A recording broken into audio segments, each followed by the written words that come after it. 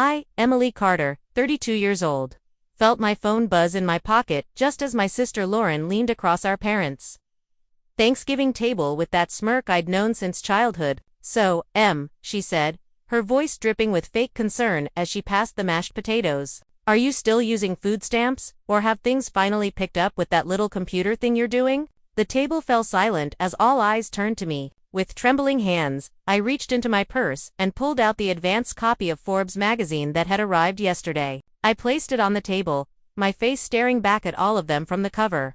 Alongside the headline, "Emily Carter, How This Tech Founder Built a Billion-Dollar Empire from Nothing." The look on Lauren's face was worth every struggle of the past 15 years. Before I tell you how I went from food stamps to Forbes, drop a comment letting me know where you're watching from. Hit that like and subscribe button if you've ever had someone underestimate you. Trust me, by the end of this story, you'll see why proving them wrong feels so sweet.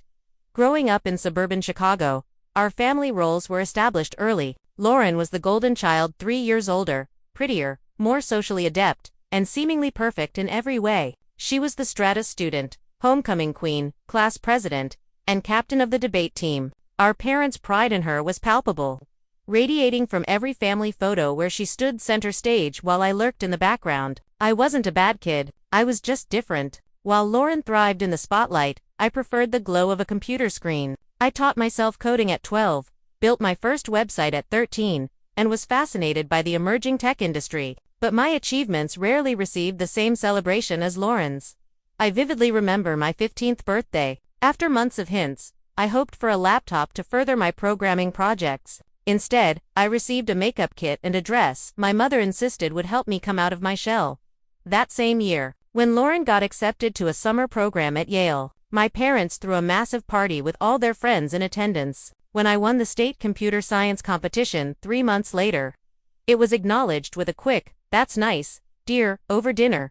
The pattern continued throughout high school. Lauren's bedroom walls were covered with trophies, ribbons, and certificates of achievement. My parents attended every one of her events, from debate tournaments to student council speeches. Meanwhile, when I qualified for a national coding competition in Denver, my mother sighed about the inconvenient timing, and my father questioned whether it was worth the investment. The worst part wasn't even the tangible differences in treatment, it was the overheard conversations that cut deepest. One night when I was 16, I came home early from a coding meet to find my parents talking in the kitchen. I paused in the hallway when I heard my name. "I'm just worried about Emily," my mother said. Lauren had so many college offers by this time in her senior year. "Emily only seems interested in those computer programs. What kind of future is that for a girl?" My father's response was equally dismissive. "It's probably just a phase. Not everyone can be like Lauren. Emily will figure out something practical eventually." Those words embedded themselves into my psyche. Not everyone can be like Lauren. I wasn't expected to succeed. I was the family disappointment before I'd even had a chance to try. Lauren knew her position in the family hierarchy and wielded it like a weapon. Her comments were always carefully crafted to sound supportive while actually undermining me. "Don't worry about not getting invited to prom, she'd say, in front of our parents. "Some people bloom later in life, maybe in college." Then she'd give me that sympathetic smile that never reached her eyes. Or, "Emily's actually really smart. She just doesn't apply herself in the right areas." She'd tell her friends loudly when I was within earshot. If she'd just try something besides computers, she might actually be good at it. Each comment was a paper cut small on its own, but agonizing in accumulation. The summer before college was a turning point. Lauren had just finished her freshman year at Yale and returned home with a prestigious internship at a Chicago consulting firm. At a family barbecue, surrounded by relatives, she cornered me by the drinks table. "Yale's economics department has connections to all the big banks," she said, sipping her drink. "Dad's college friend already promised me an interview at JP Morgan after graduation. What's your plan again?" Sitting in a dark room typing code, she laughed. "Good luck paying rent with that." Something snapped inside me that day. As I watched Lauren glide back to the crowd of admiring relatives, I made a silent promise to myself. I would succeed on my own terms. I would build something significant. And someday, she would have to acknowledge it. That night, I outlined the first rough business plan for what would eventually become Neural Networks Inc. I didn't know then how I'd get there, but the seed was planted. My motivation wasn't pure. It was fueled partly by resentment and the desire to prove my worth. But it was powerful. The next morning, I applied for every tech scholarship I could find. I was done waiting for my parents' approval or support. If I was going to succeed, it would be on my own terms, with or without my family behind me. When my acceptance letter to Oregon State University arrived, my parents' reaction was predictably tepid. "Well, it's not Yale," my father said, "but at least they gave you some scholarship money." The comparison to Lauren was implied but unmistakable. Lauren, home for spring break from Yale, examined my acceptance packet with a practiced smile. "Oregon State is practical," she offered, "and you'll save money living at home since they didn't offer you full housing."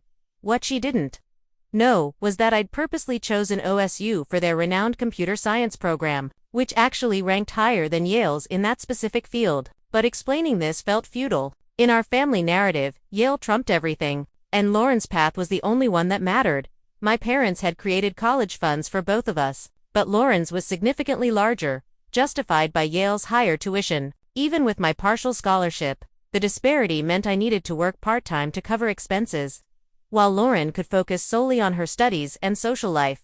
I took a job at the campus IT help desk, plus weekend shifts at a local coffee shop. Between classes, homework, and 25 hours of work weekly, sleep became a luxury. Meanwhile, Lauren's Instagram showed her at Yale Forbes networking events, and spring break in Miami with her sorority sisters.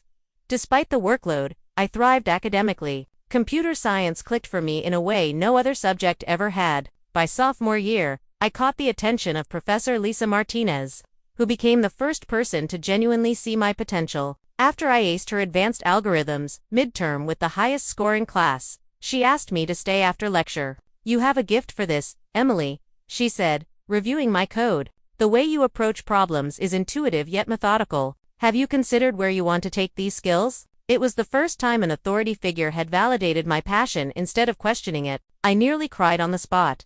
Professor Martinez became my mentor, recommending me for competitive internships and research opportunities. Under her guidance, I began developing what would eventually become the foundation for Neural Networks Inc., an AI-driven financial analysis tool that could identify market patterns human analysts might miss. By senior year, my prototype won the university's innovation competition, earning a small grant to continue development. The local tech blog covered the win, marking my first media mention. I proudly showed the article to my parents. "That's interesting," my mother said, skimming it quickly. "But is there money in this sort of thing?" 2 weeks later, when Lauren was featured in Yale's alumni magazine for organizing a charity fundraiser, the article was framed and displayed prominently on our living room wall. Graduation day brought its own brand of family dynamics. As I waited in line with my computer science classmates, I spotted my parents in the audience, my father checking his watch repeatedly. They had made it clear that they could only stay for an hour before leaving for Lauren's law school graduation dinner, an event scheduled unfortunately close to my ceremony. After receiving my diploma cum laude, though Lauren had graduated summa cum laude, I found my family for photos. Lauren had come along, elegant in a designer dress that made my department store graduation outfit look shabby by comparison. "Congratulations, little sis," she said, air-kissing my cheek. "Oregon State is useful these days. Everyone needs IT support, right?" I bit my tongue, knowing she was deliberately mischaracterizing my degree. Computer science and IT support were entirely different fields, but explaining the difference again seemed pointless. "Thanks for coming," I said instead, forcing a smile for the family photos. My post-graduation plan was to work for a tech firm while developing my software on the side. I had lined up a junior developer position at a Seattle startup with decent pay and benefits. 2 weeks before my start date, the company lost its funding and laid off half its staff, including all new hires. With student loans entering repayment and my parents making it clear that moving back home was a temporary last resort, I frantically applied for any tech job available. But the 2008 recession had tightened the market, and entry-level positions were scarce. After 3 months of rejections, my savings depleted. I faced a humiliating reality. I needed assistance.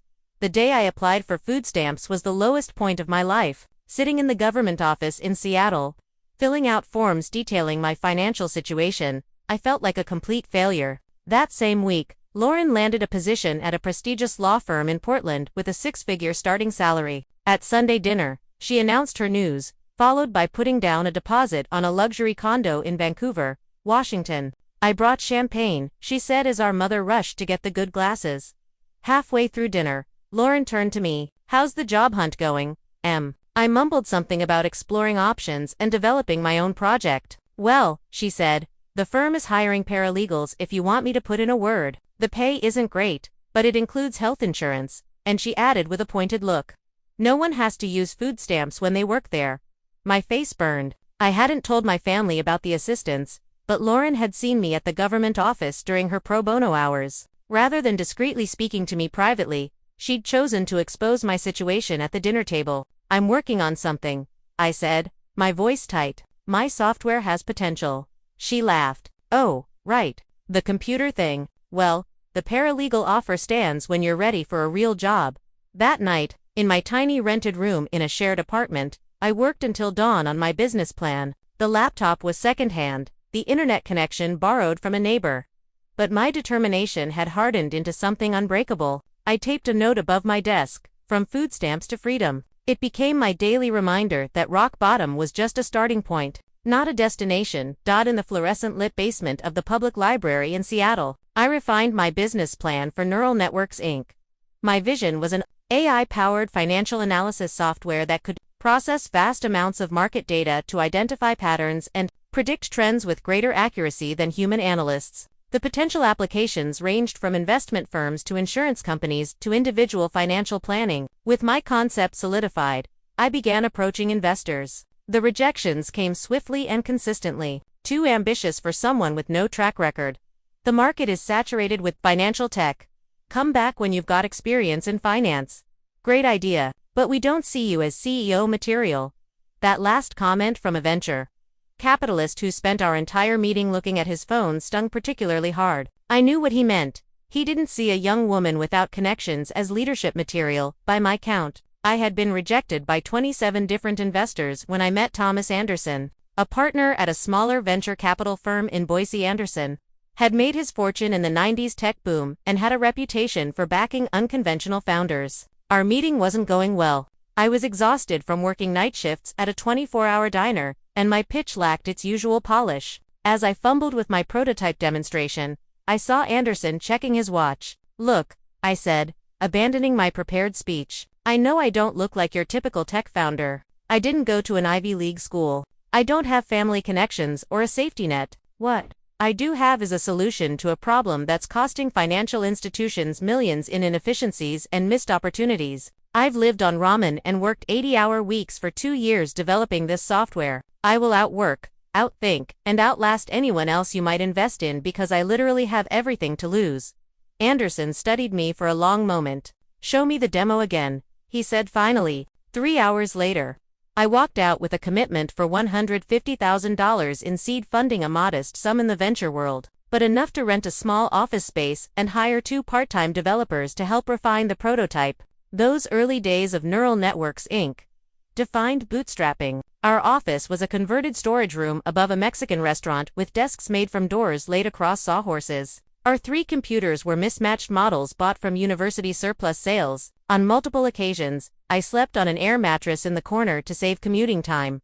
My first 2 team members were former classmates who believed in the vision, enough to work for minimal pay plus equity. Alex, a brilliant coder who had been passed over by bigger companies due to his unconventional resume, and Priya, a data scientist who had hit the glass ceiling at her previous firm. We survived on pizza, coffee, and determination. Every morning at our stand-up meeting, I reminded them, we're building something that will change how financial decisions are made. The people who rejected us will be our clients someday.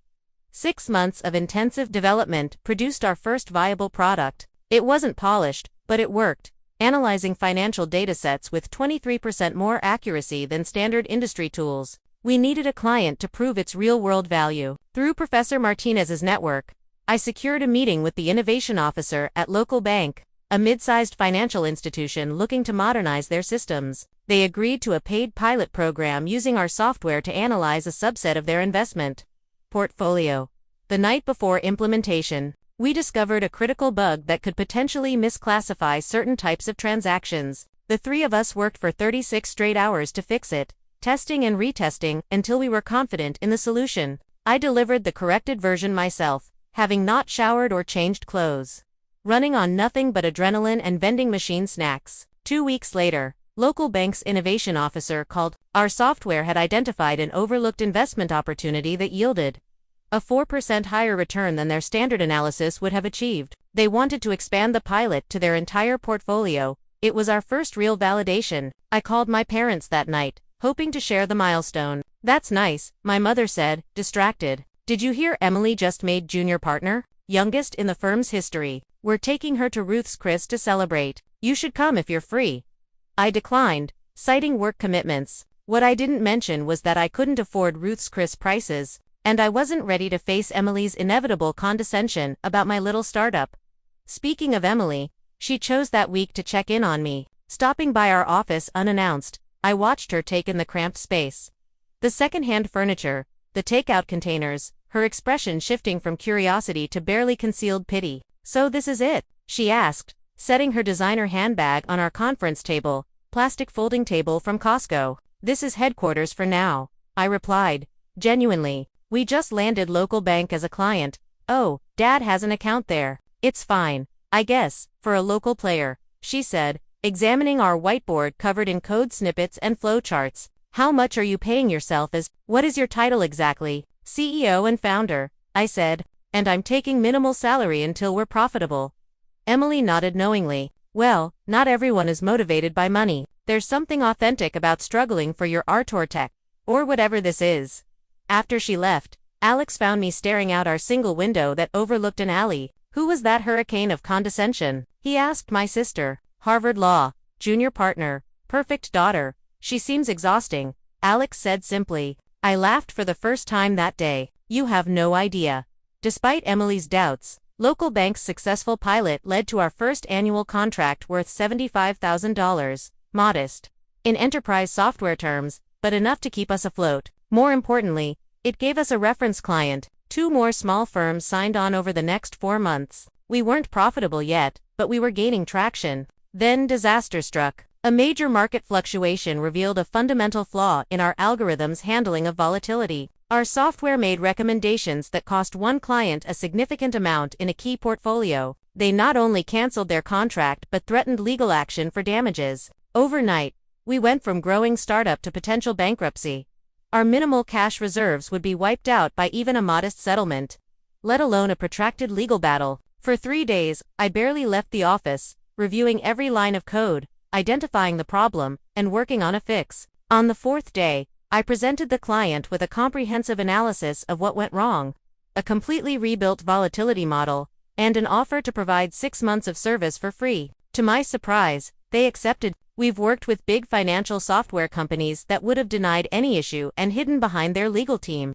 Their CFO told me, after the doctor's visit, Mom said we should wait until you were more reasonable. Oh, and I noticed you've rearranged some things since we were here last. The blue vase looks better on the entry table than the bookshelf. I froze. When were you here last? My parents exchanged another look, this one slightly guilty. You were in our apartment while I was at Emily's. The violation of privacy left me breathless. We have a key for emergencies, my father said defensively. We wanted to make sure everything was in order before you returned. You had no right to enter my home without permission. Don't be dramatic. Sarah, my mother sighed. We're your parents. We were concerned. Concerned enough to snoop through my apartment, but not concerned enough to visit me in the hospital. I summarized flatly. Please give me your key before you leave. My father's face hardened. I think we'll hold on to it, given your current state. Then I'll change the locks tomorrow. This is exactly why we're worried, my mother said. This paranoia, these accusations. We think you should consider family therapy. Dr. Larson has an opening next month. He's known our family for years. Dr. Larson, my parents' golf buddy, who had been our family physician throughout my childhood. The same doctor who had dismissed my teenage anxiety as academic perfectionism and prescribed nothing but relaxation techniques. If I decide to see a therapist, it will be someone of my choosing, I said. Now, please leave.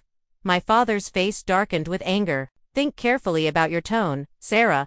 We've supported you in countless ways. The car we co-signed for, the connections that got you the interview at your agency. Actions have consequences. The threat was thinly veiled. Fall back in line, or we'll withdraw our support. For a moment, the old fear gripped me, the terror of disappointing them, of losing their approval. Then I remembered the bank statements Emily had shown me, the revelation that their loans had been my own money all along. Yes, I agreed calmly. Actions do have consequences. Please leave now. After they finally departed, my mother promising to call tomorrow when I was more reasonable, my father still scowling. I sank onto my couch, shaking with adrenaline. I'd never stood up to them like that before. The sensation was terrifying and exhilarating in equal measure. I called Emily immediately. They showed up at my apartment, I said when she answered, and apparently they've been here before while I was staying with you. They have a key. Change your locks, Emily said without hesitation. And don't tell them your new address when your lease is up. They threatened to withdraw their support, I continued. The car they co-signed for, Dad's business connections. Are you surprised? Control is their love language. The moment you assert independence, they pull out the big guns. She was right, of course. Every gift, every opportunity my parents had provided came with invisible strings attached. I need a plan, I said, thinking aloud. I need to become completely independent from them financially, professionally, emotionally. That's the first healthy decision I've heard you make in years, Emily replied. And I could hear the smile in her voice. So, where do we start? We spent the next hour outlining concrete steps, refinancing my car to remove their names, saving an emergency fund, building my own professional network separate from my father's connections. It wouldn't be easy or quick, but for the first time, I saw a path forward that didn't depend on my parents' approval. What I couldn't have known then was that fate was about to hand me an unexpected tool for my independence and force a confrontation that would change our family dynamic forever. A week after my parents' unexpected visit, I received a letter with a return address from Bennett and Partners, a law firm I didn't recognize. My first thought was that my parents had escalated their threats, perhaps consulting a lawyer about the car they'd co-signed for or some other leverage they thought they held over me. I opened the envelope with trepidation, only to find a formal letter addressing me as the granddaughter of Margaret Thompson. My grandmother had passed away 4 months earlier, a loss that still felt raw. We'd been close throughout my childhood, her home, a sanctuary from my parents' constant pressure. After her death, I'd received a few personal mementos, but my parents had handled all the estate matters, informing me that Grandma's modest assets had been divided among various family members and charities. The letter from Bennett and Partners told a different story. Dear Miss Thompson, as the executor of Margaret Thompson's estate, I must inform you that despite multiple attempts to contact you directly over the past 4 months, we have been unable to reach you regarding your inheritance. Your parents, James and Elizabeth Thompson, assured us they would relay the information to you. But as we have not received the required documentation for the transfer of assets, I am writing to you directly. Under the terms of your grandmother's will, you are the beneficiary of a trust valued at approximately $250,000.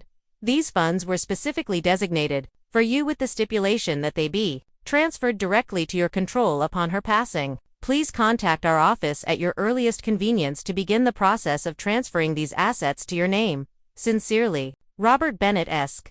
I read the letter 3 times, struggling to process its implications. My grandmother had left me a significant inheritance, and my parents had deliberately kept this information from me. For 4 months, they had intercepted communications from the lawyer and hidden the existence of this inheritance. With shaking hands, I called the number on the letterhead. Bennett and Partners. A receptionist answered. This is Sarah Thompson, I said. I received a letter about my grandmother, Margaret Thompson's estate. I need to speak with Robert Bennett.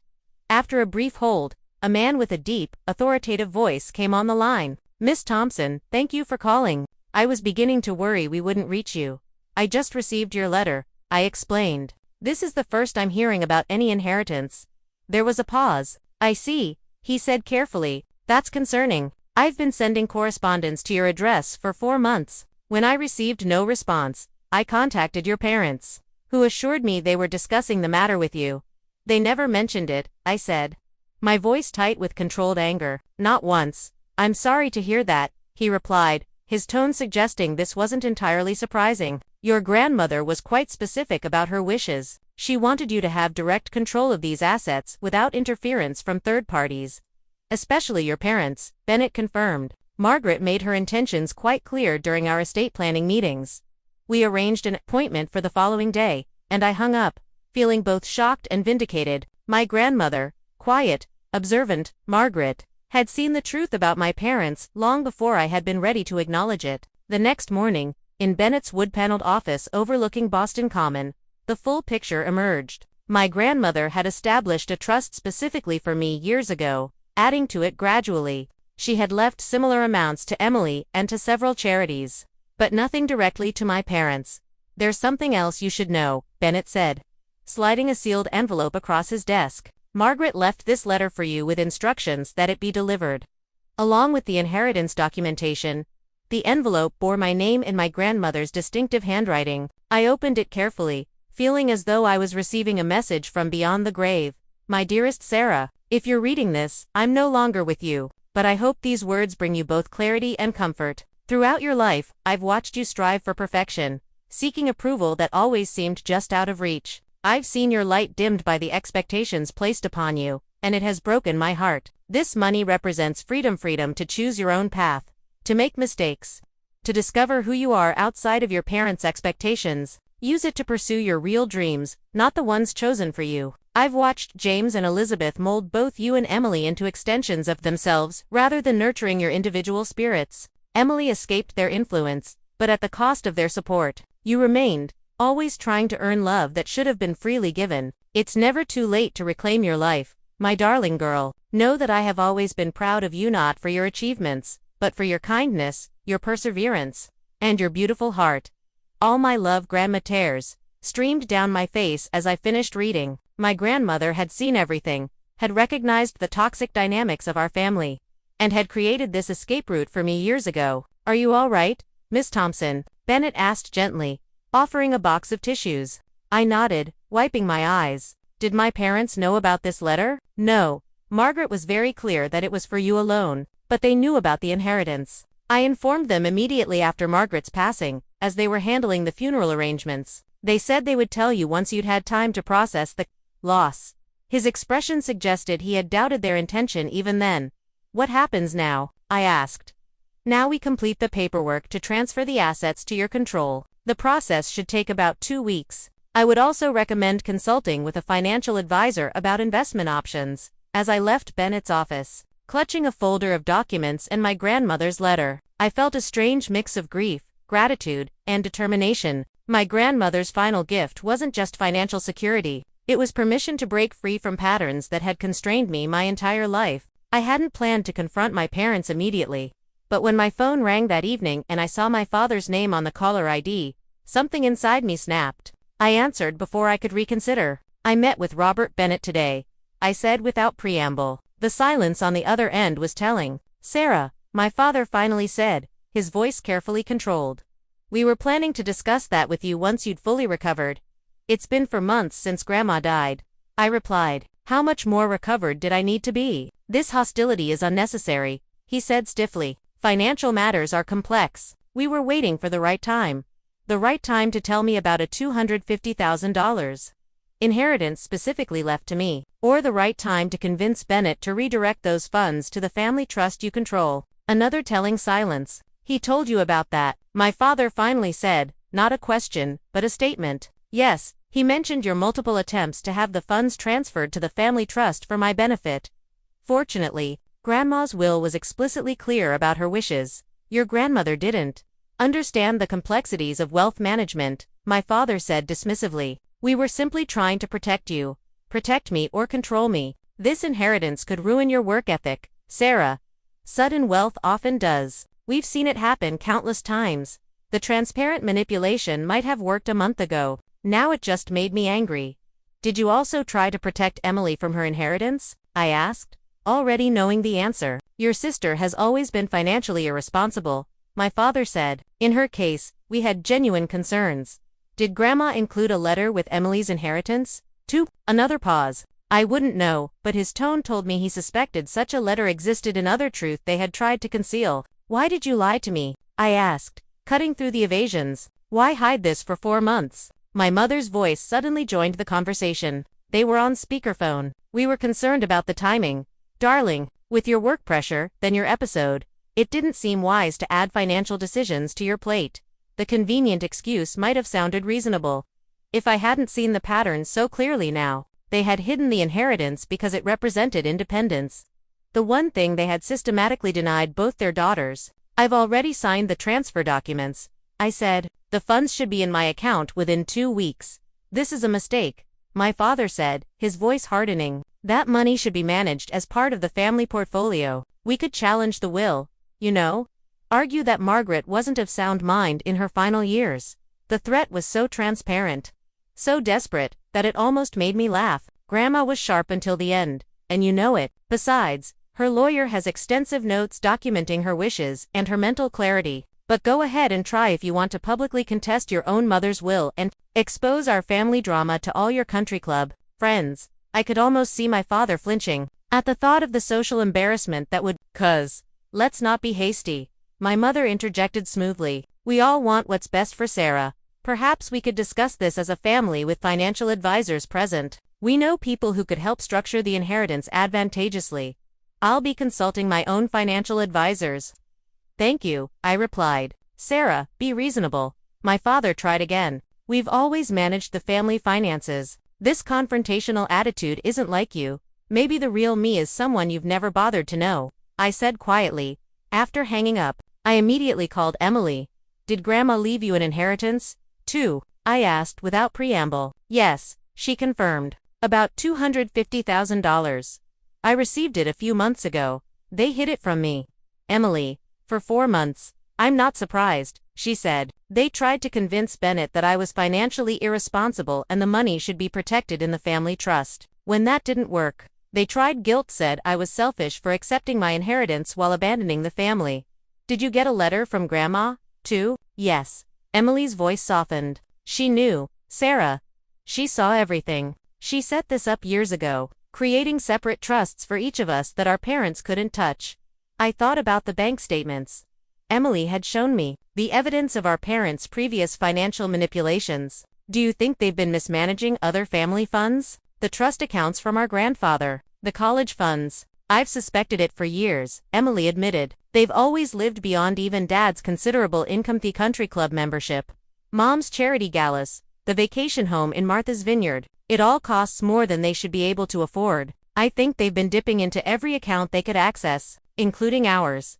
The next day, I met with a financial advisor recommended by Bennett, someone with no connection to my parents or their social circle. The picture that emerged confirmed our suspicions. My parents had borrowed repeatedly from various family accounts, including trust funds established by our grandfather. They had made risky investments that lost significant amounts. They had used family money to maintain their lavish lifestyle and social status. Their desperate attempt to get control of our inheritances wasn't just about maintaining control over their daughters. It was about accessing funds to cover financial holes they'd created over decades. Armed with this knowledge and the imminent financial independence my grandmother's inheritance would provide, I began making concrete plans. I would refinance my car immediately, removing my parents as co-signers. I would look for a new apartment when my lease ended, one my parents wouldn't have a key to. I would build professional relationships based on my own merit rather than my father's connections. The inheritance wasn't enough to live on indefinitely, but it was enough to provide security while I recalibrated my life and career.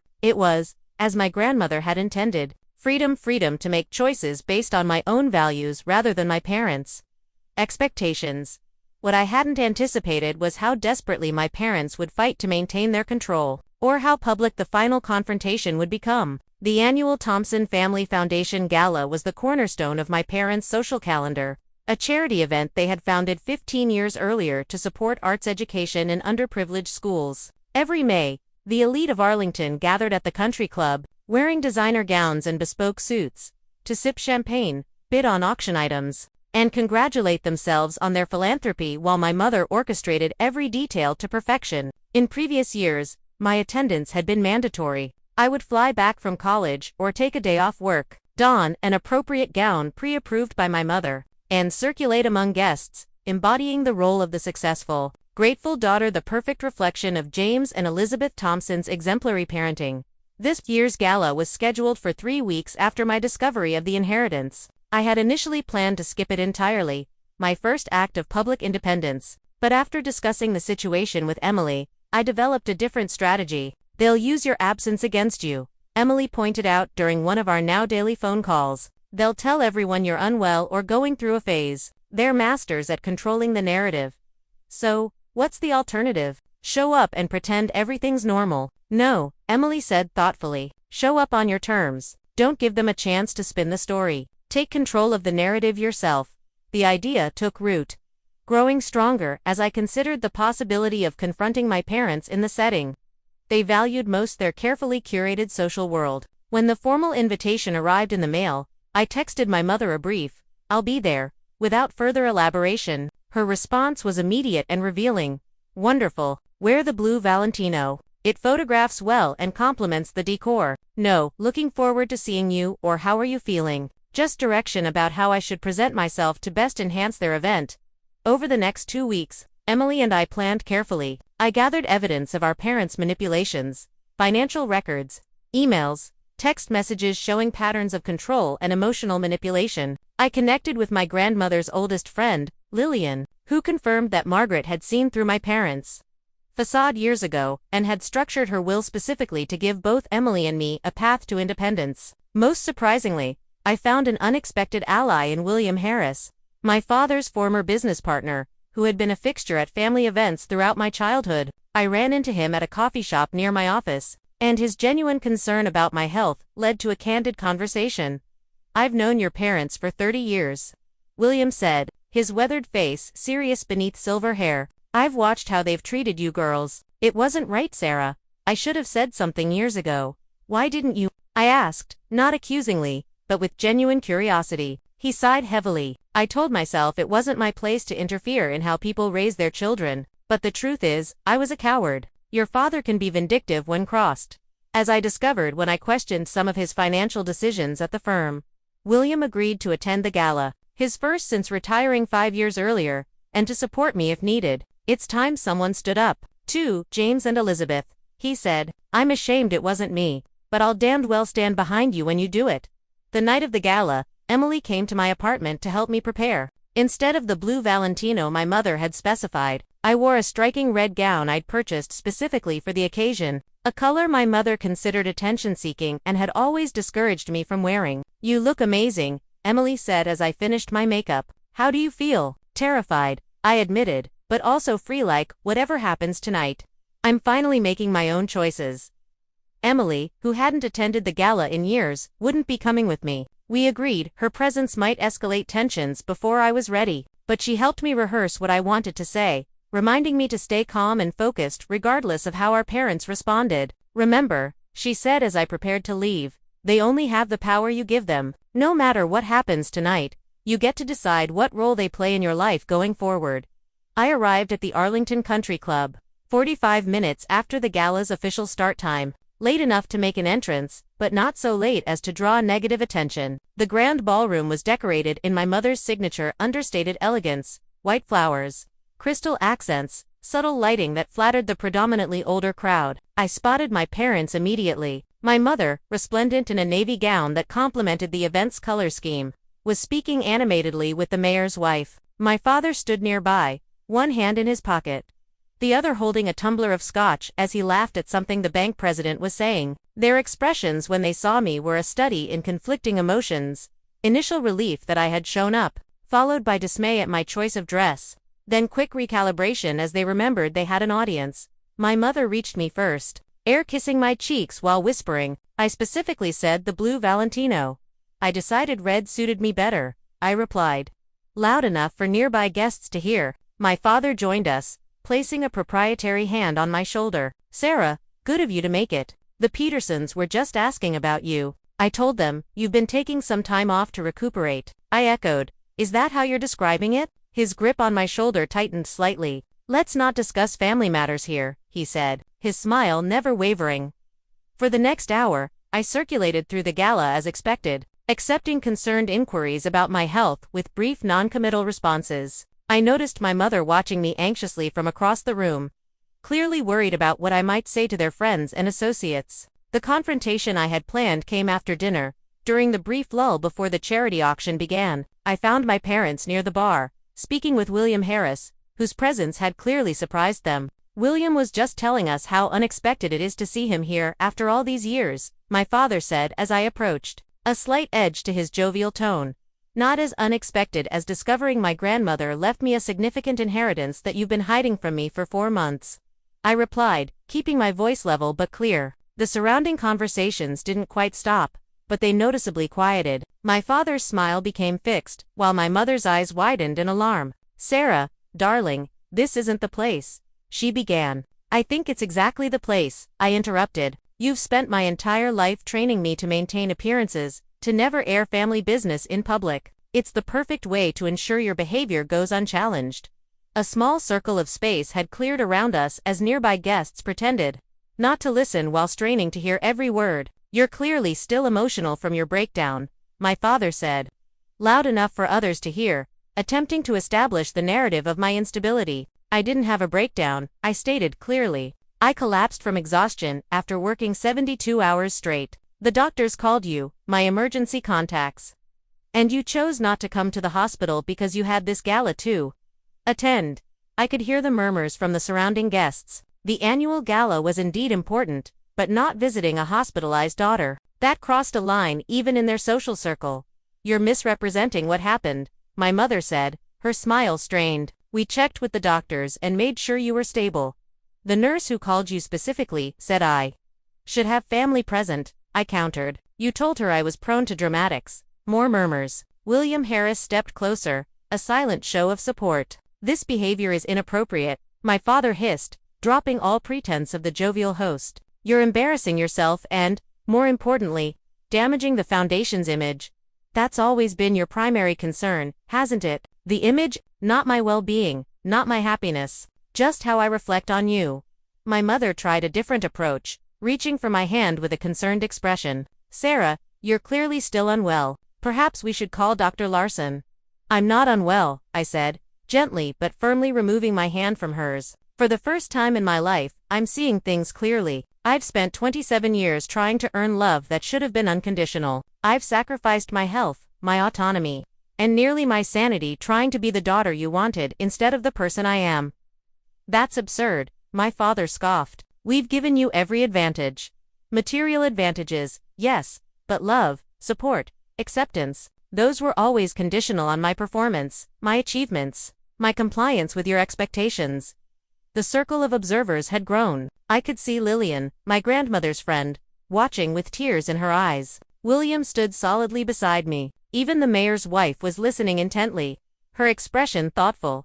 "Your grandmother's inheritance has clearly gone to your head," my father said, attempting to reassert control. "This is exactly why we felt those funds needed proper management." "You mean why you tried to redirect my inheritance to accounts you control, just like you borrowed from my college fund and then charged me interest to pay back my own money?" A shocked murmur ran through the crowd. Financial impropriety was perhaps the only sin worse than poor parenting in their social circle. "That's a complete mischaracterization," my father snapped, but I could see uncertainty in the faces around us. The perfect facade was cracking. "Is it? I have the bank statements.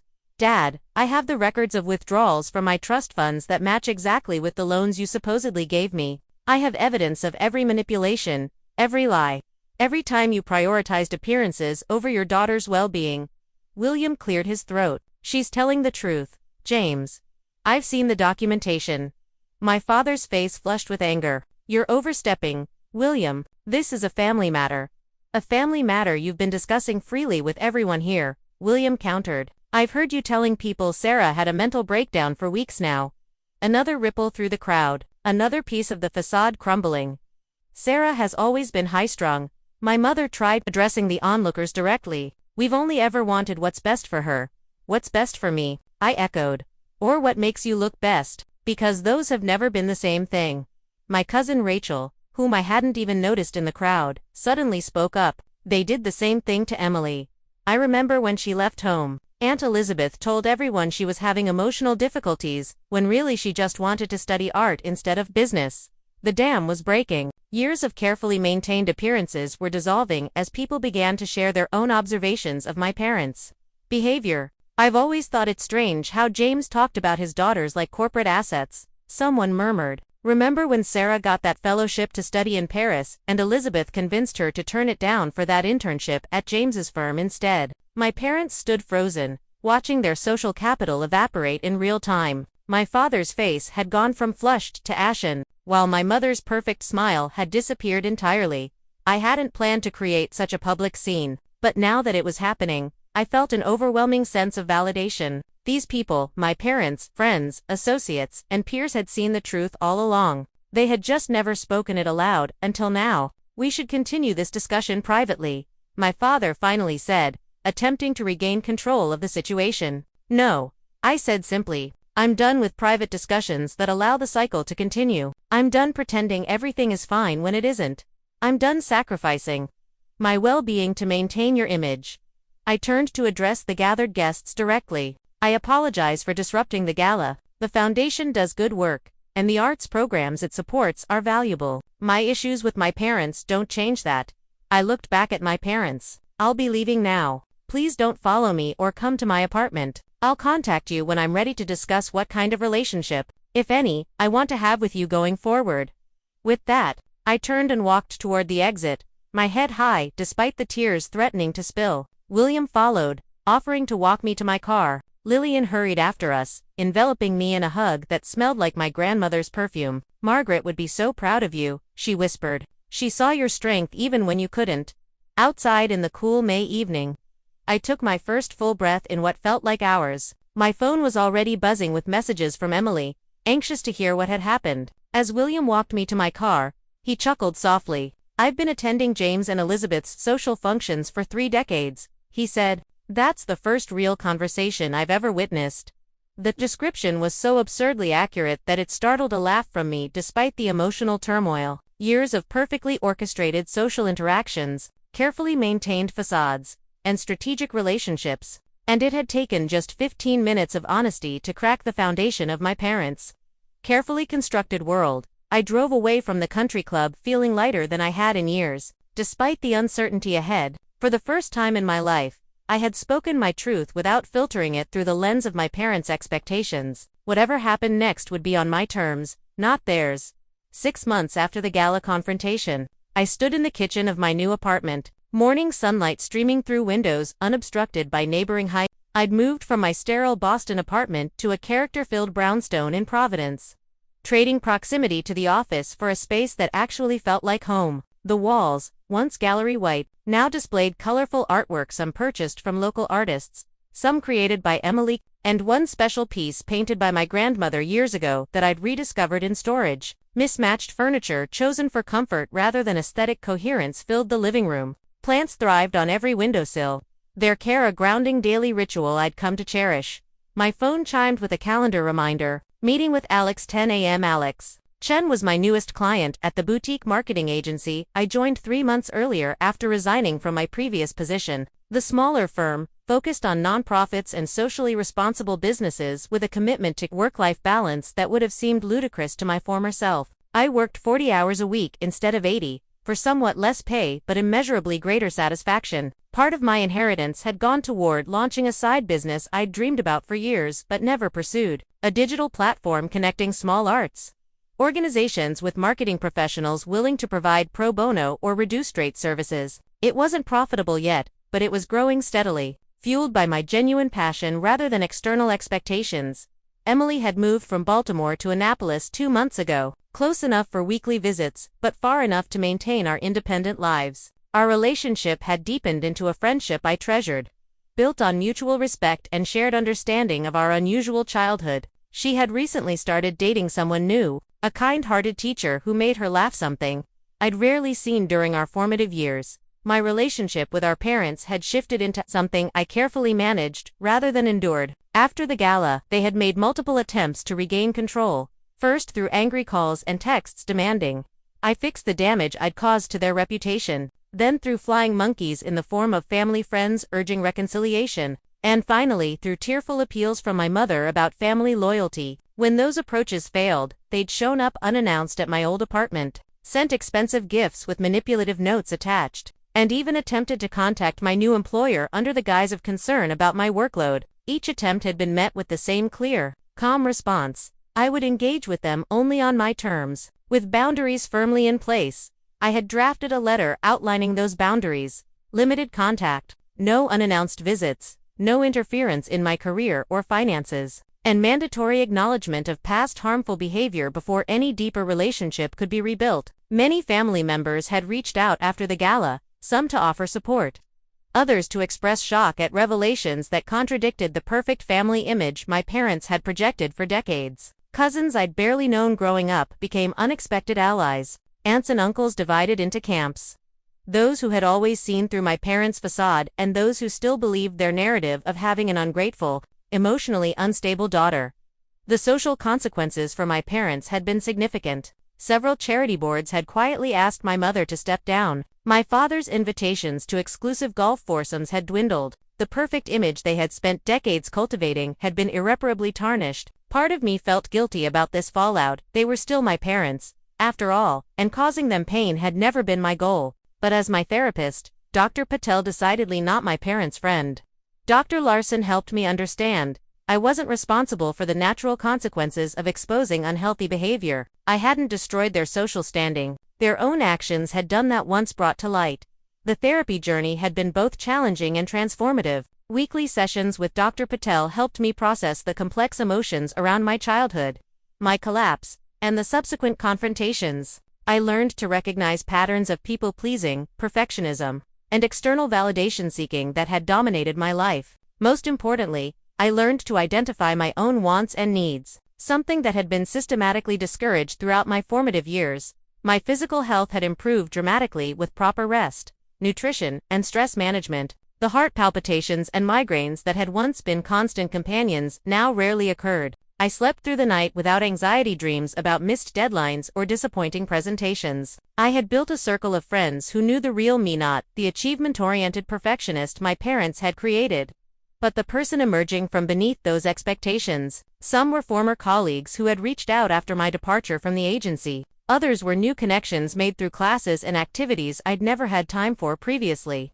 A weekly pottery workshop, a hiking group, a book club focused on memoirs. Together, these people formed the chosen family that provided the unconditional support my biological family never had. We celebrated birthdays and achievements, supported each other through difficulties, and enjoyed simple pleasures like home-cooked dinners and movie nights. Without the constant undercurrent of evaluation and judgment that had characterized my family gatherings. The doorbell rang, interrupting my reflections. Emily stood on my doorstep, holding a small gift bag and wearing a broad smile. "Happy actual birthday," she announced, stepping inside to hug me tightly. Today marked my first birthday celebrated on the actual date, rather than on the weekend, most convenient for my parents' schedule and suitable for maximizing social impact. Growing up, my birthdays had always been carefully orchestrated events designed to showcase my achievements and my parents' exceptional parenting, rather than to celebrate my existence. "I can't believe you came all this way on a weekday morning," I said, genuinely touched by the gesture. "And miss your first parents' free birthday?" "Not a chance." She handed me the gift bag. "This isn't your main present that's for dinner tonight. This is just a little something I found that I thought you should have." Inside the bag was a small, worn leather-bound journal. I recognized it immediately as our grandmother's diary. "Where did you find this?" I asked, carefully opening the fragile cover. "In that box of books Lillian gave me after the estate was settled. I only just discovered it was there." Emily pointed to an entry dated about 5 years earlier. "Read this part." The neat, familiar handwriting brought an immediate lump to my throat. "Spoke with Robert Lawyer today about establishing separate trusts for the girls. James will be furious when he discovers I've bypassed him. But I've watched him control my granddaughters through financial manipulation for too long. Emily has escaped physically but still bears the emotional scars. Sarah remains enmeshed in their toxic expectations, trying so hard to earn love that should be freely given. I may not live to see Sarah break free as Emily has done, but I can provide the means for her independence when she's ready to claim it. The money isn't the point. It's the choice it represents, the freedom to decide who she wants to be without James and Elizabeth's influence hanging over every decision. I see her true self beneath the perfect facade. Her compassion, her creativity, her genuine desire to help others rather than simply impress them. Someday, I hope she'll see it, too." Tears blurred my vision as I finished reading. My grandmother had created my escape route years before I'd been ready to acknowledge I needed one. She had seen me, the real me, when I had been too busy performing to know myself. "She knew," I whispered. "She understood everything." "She did," Emily agreed, her own eyes damp. "And she'd be so proud of who you're becoming now." That evening, we celebrated my birthday with a small gathering at my apartment. Just Emily, her new boyfriend, Tom, my closest friend from the new agency, and 2 friends from my pottery class. We ate takeout from my favorite Thai restaurant, drank wine, and shared stories without a formal seating arrangement or my mother's carefully chosen centerpieces. As I looked around at these people who valued me for myself rather than my achievements or family connection, I felt a sense of peace I had never experienced at the elaborate birthday celebrations of my past.